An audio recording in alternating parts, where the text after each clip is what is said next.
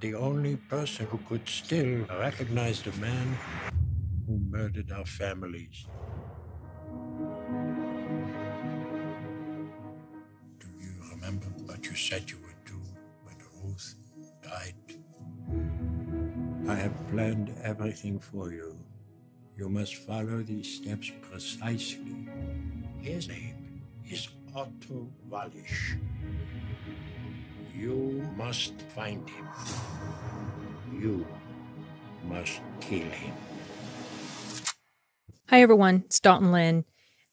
This had initially been planned as a book review video, but I saw a movie not long after the last video, and I liked it so much that I wanted to do a review on that movie.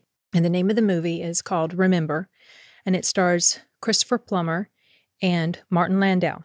And the synopsis is basically Christopher Plummer's character, his name is Zev Gutman. I'm not sure if I'm pronouncing that right. And he's a 90-year-old who is struggling with memory loss, and his wife has recently died. He keeps forgetting that his wife has died. When he wakes up, he always says her name. And so after the death of his wife, he gets a package from a friend, Max. And I don't remember how they got together in the film. It did show them, I believe, scenes of them talking together. But so I thought Max lived there in the same place that Zev did, but maybe I'm wrong. Anyway, he gets a package from his friend. Sorry to go off on that. And in this package is money and also a multi-page letter that lays out this plan that Max has for Zev. And Zev has clearly forgotten a lot about his past. And so Max reminds him that in World War II, they were both prisoners at Auschwitz. And Max has found out that one of the very sadistic guards that was there has escaped, and he's living his life without any sort of consequence to what he did in his past. And this particular guard was responsible, I believe, directly for the deaths of both of their families. So Max and Zev, they want to get their revenge on this guy. And Max, the problem with Max is that he's wheelchair bound. He has this terrible respiratory thing going on. He's very feeble, frail. He can't move around. Zev, on the other hand, is strong physically enough to go out and do things like this, but he's got the issue with his memory. And so he goes on this cross-country trip with the guidance of Max in the form of this letter, and then they touch base every once in a while on the phone. And so the idea is he's going to go on this cross-country trip. He's going to find this person who is responsible for the deaths of their families. So that's the basis for the story. And my thoughts about it, I don't know, where to begin. It was a very moving film for me for a number of reasons. On a personal level, not just because of the basic human element involved, in the story of this poor old guy who's dealing with memory loss, and he's trying to navigate the world around him and dealing with different people, the different ones he comes in contact with. You're just watching him go through this and feeling very sorry for him because he seems to be lost and confused a lot of times. And another part of what made it very moving for me was just the overall story of what it was on the surface, a survivor of one of the worst genocides in modern human history. And he's in search of revenge. It's basically a revenge story. But something else that made this have such an impact on me was because of personal experience, having a close member of my family, one of my grandparents, my grandfather, who suffered from Alzheimer's. And it was very sad to see the decline that he had over the years. It's just very heartbreaking to watch this happen to someone that you love as they lose their identity little by little. And so that alone is enough to make some people who identify with this, well, some people who have gone through that with a loved one, that element alone is enough to make them identify with this character on a level that some other people might not. Much like a Holocaust survivor would be able to, or someone who's related to a Holocaust survivor would be able to identify with his character on a deeper level than those who never had any experience with that at all, or have never been connected with anyone who did. So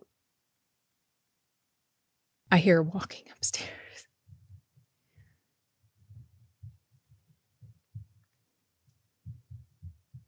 Stomp, stomp. I don't know how much you guys can hear, but there's a lot of tromping going on up there.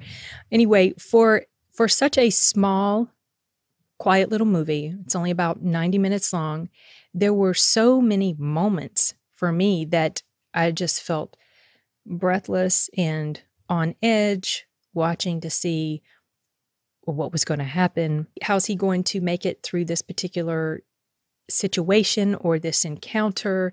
Is he going to get found out because he's carrying a gun with him? Is he going to be detained? Is something going to, meanwhile his family's looking for him because he's gone missing. Is he going to even be able to reliably remember what he's doing? And the whole purpose for him being out and about the way he is. Now, the letter that his friend wrote to him, it's like a lifeline to remembering who he is and what he's doing. And he uses that letter often throughout the film to sort of reel himself back into the reality of his situation. And it's a very tenuous little lifeline, because what if something happens to the letter? What if by chance it just occurred to me, what if by chance he starts to forget how to read, which can happen sometimes, especially with people who have Alzheimer's. And I don't think it's very clear whether his character has Alzheimer's or some other form of dementia, but that was obviously a possibility with his character. Also, throughout all of this, the earth-shattering final moments of remembering that he had at the end, it was quite impactful for me personally, and it felt like a punch to the gut.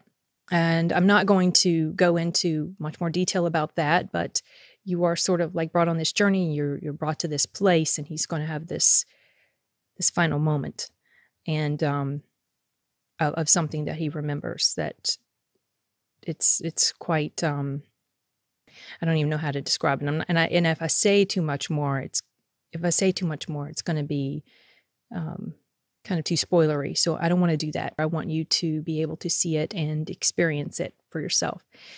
So for my final ratings, the story itself, I would say, I guess I would give it, I was torn between a 4 and a 5. Maybe 4 just because it was so simple. There wasn't really a huge amount of depth to it plot-wise, but it's so effective for me. Personally, I'm going to just go ahead and bump it up to a 5.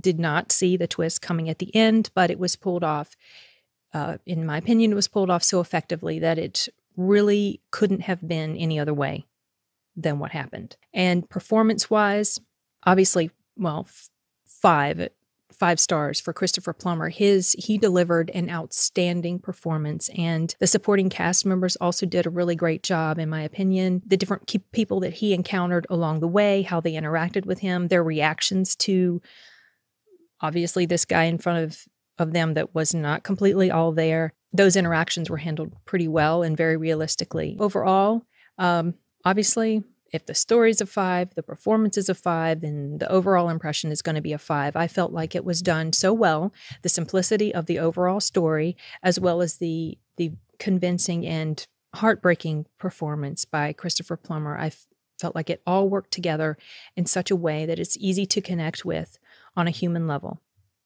And I don't really have much more to say as far as that goes. A lot of people might not know about this film. I hope that some of you guys will take the time out to check it out. It's not very long. Like I said, only an hour and a half. It's available on Amazon Prime.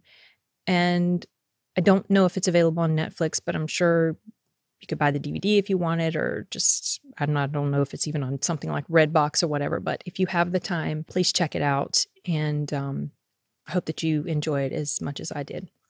And that's it. Bye.